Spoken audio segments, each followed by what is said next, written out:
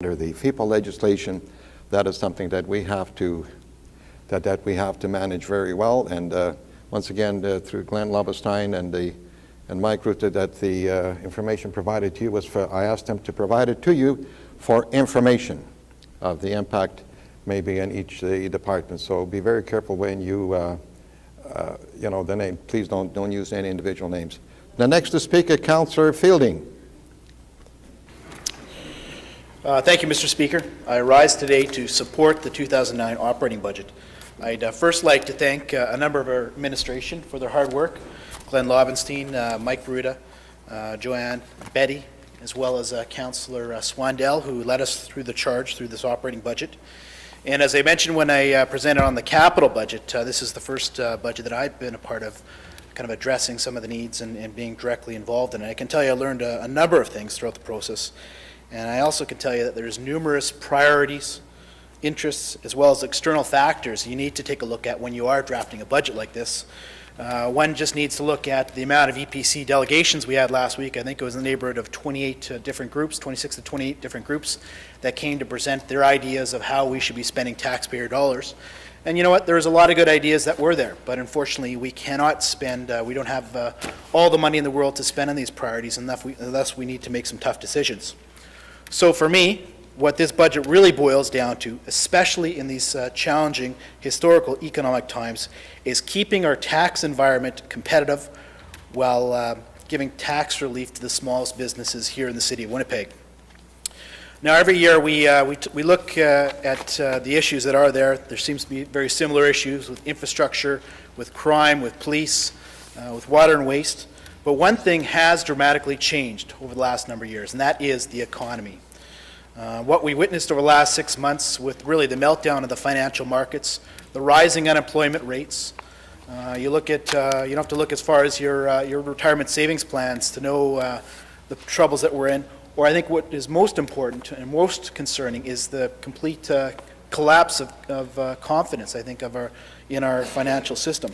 If you look at what some of the captains of industry are saying, Warren Buffett, I know, has talked about this being an economic Pearl Harbor, or that the economy has fallen off the cliff. You look at what some of the executives, Steve Ballmer from Microsoft has said, is that it's not a global downturn, but it's a global reset.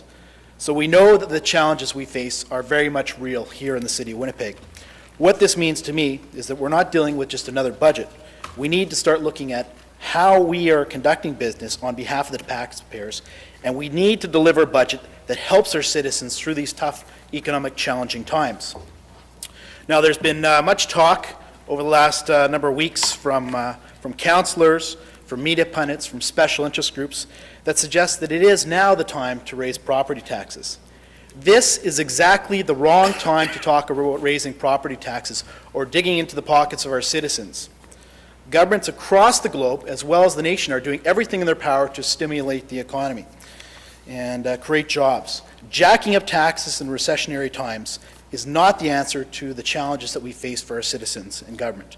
Raising taxes acts as a disincentive to people spending more money in our economy and will counteract any stimulus that we're seeing in the global markets, as well as the federal level and the provincial level, hopefully later on, I guess it is tomorrow. This is an achievement. I'm very, very proud of the fact that we have been able to raise, freeze property taxes for 12 consecutive years. I've been there for 3 years of it. People like Bill Clement, Councillor Clement, deserve a lot of credit, and the people that have been around the table. This really is an achievement that I think is unmatched by any Canadian city. I would suggest even North American city for that matter. We don't need to look as far, and I think some of the presenters talked about some of the other cities. Since 1999, I think the city of Winnipeg has reduced property taxes by 6%. You look at what Edmonton has done, over a 42% increase in property tax in that time period. Calgary, 37%, Saskatoon, 34%, and Vancouver, almost a 38% increase in their property taxes. As other cities continue to raise taxes, we are becoming more competitive, which will help our citizens and our businesses succeed, specifically in these times. The tax freeze is something very much that our citizens support as well. In a recent media poll, close to 63% of people, residents of the city of Winnipeg, said they do not support an increase in property taxes. Now, while I'm on the theme of becoming more competitive, we have made a lot more progress in terms of the business tax. This year, I was very excited to see that the City of Winnipeg was able to move even closer to the goal of eliminating the business tax. A new small business tax credit worth about $2.5 million will ensure the smallest of Winnipeg businesses will receive support during this economic downturn. Some of the presenters have talked about this, but this is very important. 1/3 of businesses here in the City of Winnipeg, I think the number is 3,860 businesses, will be completely taken off the tax rolls. And this initiative is supported, I think, by some of the groups that have presented here today. The Chamber of Commerce, the Frontier Centre, as well as the Taxpayers Federation support this wholeheartedly. What is important about the small business tax credit is that the smallest businesses here in the City of Winnipeg will benefit the most. We know that these businesses are the ones that are most impacted by recessionary times.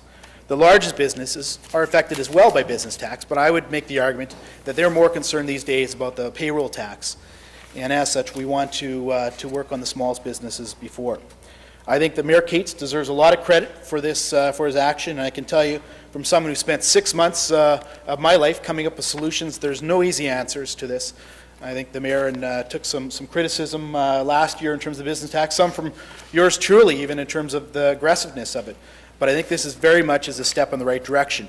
And since 2004, we've cut business tax 20% across the boards, and as I mentioned, over 3,800 businesses, 1/3 of businesses are taken off the tax roll. The last 3 mayors have promised this, and this mayor has delivered it. My friends, this is a very, very important step, in my opinion, in helping businesses grow and expand and hopefully employ more Winnipeggers. Public safety. The budget also delivers on our key priorities of public safety. Public safety is one of the top priorities, not just for myself, this council, but for our citizens, more importantly. Since 2006, we've put more officers on the street. We've tried new initiatives, whether it be crime cameras, whether you look at things like CrimeStat to track and monitor crime.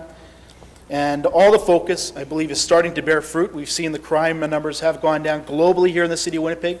We've seen some very important success stories in terms of the auto thefts that have gone down. So our priorities are starting to work, but we need not to lose focus.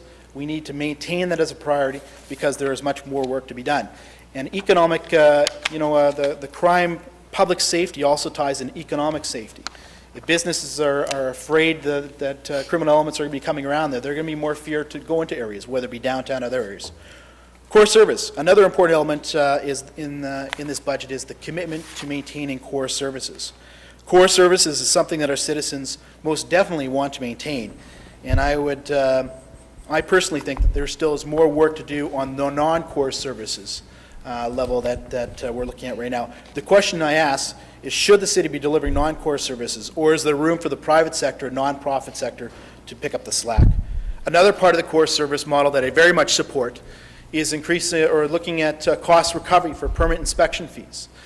If a service or an inspection, it costs a certain amount from the City of Winnipeg, users are using these services, we should maintain a full cost recovery for it. So I very much support it. There is a number of other items in this budget. We talked about efficiencies. Councillor Shaughnessy moves sanction of 2 minutes. All in favour, country carried. And to achieve our goals, we have made some tough decisions on the expenditure side. No doubt about it. These include looking at how many managers we have on staff. And although the decisions are tough, I can tell you they're the right thing to do, and they will make us a better, a leaner, a more efficient government for our taxpayers and our citizens. I was also very pleased to see money, being the chair of Property Plan and Development, looking at Plan Winnipeg. Plan Winnipeg, of course, has been the guiding document, not just for planning, but also for development and development of properties throughout the City of Winnipeg. A new plan is very much needed. The old plan was a good start, but it wasn't flexible enough. We're debating a big new development tomorrow here in this chamber, and I'll tell you, a new Plan Winnipeg is something that can make us easy, can make us more flexible in terms of when new developments come up here in the City of Winnipeg. So very much excited to see this being a part of it. In conclusion, for my opinion, this is very much a good news budget here in the City of Winnipeg.